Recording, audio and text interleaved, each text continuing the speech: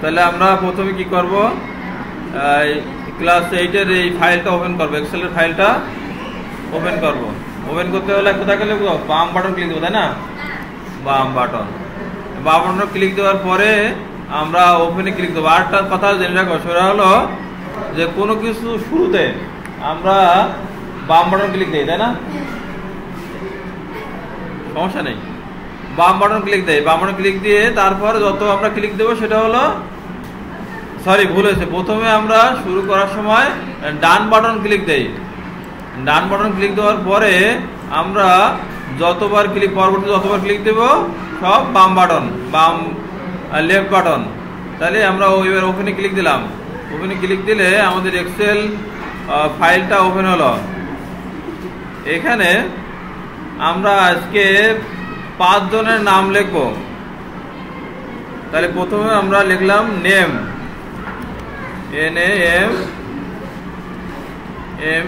Name. তারপর লিখলাম age, AGE, age. এই বন্ধু বুঝতে পারিস? আমরা দুটো সেল ব্যবহার করলাম। প্রথম সেল মানে A1 ব্যবহার করলাম, সেখানে লিখলাম হলো নেম। আর B1 ব্যবহার করলাম, সেখানে লিখলাম কি এজ। এজ মানে কি বয়স। তাহলে আমরা এখানে 4 জনের নাম লিখব। ধরো লিখলাম কালাম, এরপর লিখলাম সালাম,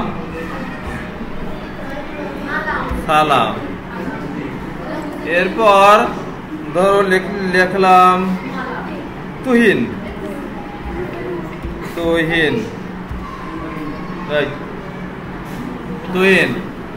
এরপর কার নাম লিখব? তাসলিমা,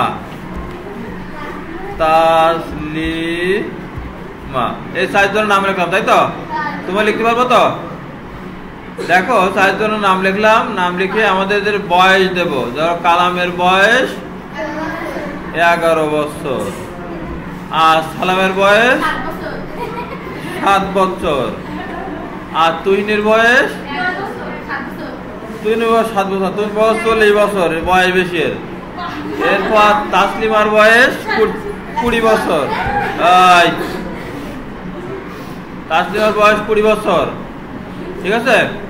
এখন এই পর্যন্ত আমরা লিখতে পারবো তো? এই পর্যন্ত লিখতে পারবো? এবং তো কারো বুঝতে অসুবিধা আছে? আচ্ছা, আমরা একটু জুম করে দেই, তাহলে দেখতে ভালো দেখা যাবে। দেখা যাচ্ছে? এখন আমরা এই নেম, এজ, এই যে কালাম, সালাম, তুহিনের মতো মিলে গেছে, তাই না? তাহলে আমাদের এখন এই নেম আর এজটা কি বড় করলে ভালো হয় না? তাহলে আমরা বড় করব, ওপরটার বড় করব। সেজন্য আমরা এই নেম আর এজ এই দুটো আমরা সিলেক্ট করলাম। সিলেক্ট করার পরে এখানে বি লেখা আসছে, তাই না? এই বি লেখা আছে, দেখতে পাচ্ছ? এই বি লেখার উপর ক্লিক দিলে এই লেখাটা বড় হবে। এই ক্লিক দিলাম, বড় হলো।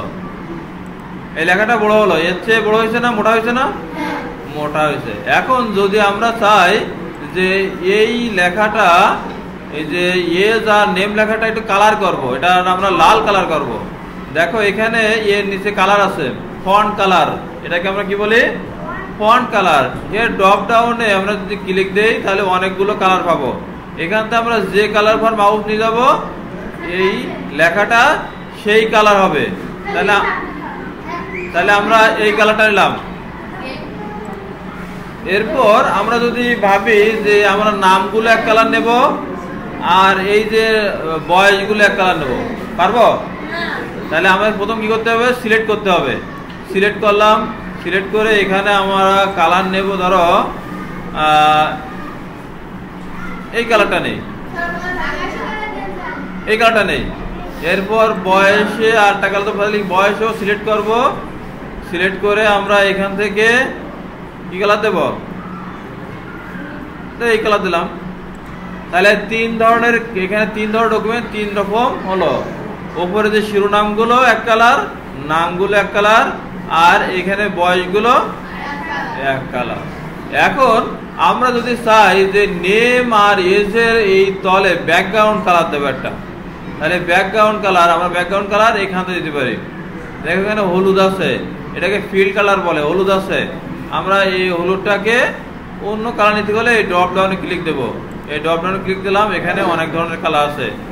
দেখো আমরা যদি এই কালারটা নেই, ভালো দেখাবে? তার পাশেরটা নেই, যদি আমরা এটাও নিতে চাই, এটা নেব, এটা নেব, এটা ভালো লাগছে না, তাহলে এটা নেই। এটা ভালো, এটা ভালো না, এটাই ভালো হবে, তাহলে এটাই নেই। দেখো আমাদের উপরে একটা ব্যাকগ্রাউন্ড কালার হলো, এই আসলে এটার নাম হলো ফিল্ড কালার। কি কালার? Field colour. তাহলে এই পর্যন্ত বুঝতে পারিস যে আমরা প্রথমে শিরোনামে কালার নিলাম, তারপর এই যে নামগুলোতে কালার নিলাম, এই যে কালার নিলাম, তারপর এখানে একটা ফিল্ড কালার নিলাম। এবার পারবা সবাই? পারবা?